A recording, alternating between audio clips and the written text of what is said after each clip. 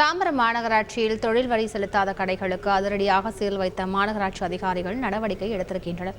இது தொடர்பான கூடுதல் தகவலை செய்தியாளர் மீரான் வழங்கிட கேட்கலாம். மீரான், விவரங்கள்.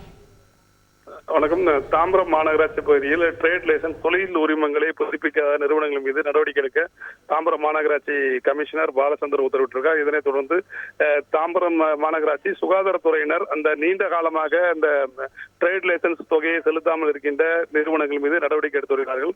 குறிப்பாக தாம்பரம் மாநகராட்சி பகுதியில் 27 நிறுவனங்கள் நீண்ட காலமாக இது போன்ற ட்ரேட் லைசன்ஸ் உரிமம் வரி தொகையை செலுத்தாமல் இருக்கிறார்கள். அவர்கள் மீது நடவடிக்கை எடுக்கிறதுக்காக நோட்டீஸ் அனுப்பியிருந்தார்கள். இந்த நிலையில் அந்த நோட்டீஸ் அனுப்பியும் அந்த தொகையை செலுத்தாத நிறுவனங்கள் மீது சீல் வைக்கும் நடவடிக்கையானது இன்று தொடங்கியிருக்கிறது. சென்னை குரோம்பேட்டை ஜிஎஸ்டி சாலை பகுதியில் இருக்கின்ற பிரபல தனியார் இந்த வீட்டு உபயோகப் பொருள் விற்பனை செய்யும் ஷோரூமானது கடந்த 2008ஆம் ஆண்டுக்கு பிறகு இந்த ட்ரேட் லைசன்ஸ் வரி தொகையை செலுத்தவில்லை என்று கூறப்படுகிறது.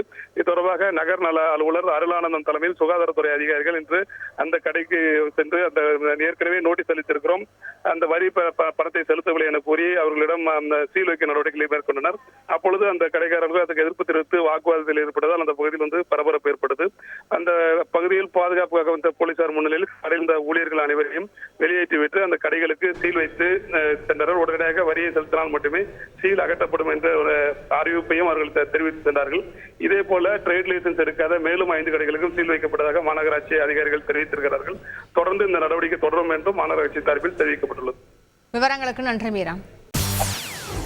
செய்திகளை உடனுக்குடன் தெரிந்து கொள்ள உடனே சப்ஸ்கிரைப் பண்ணுங்க.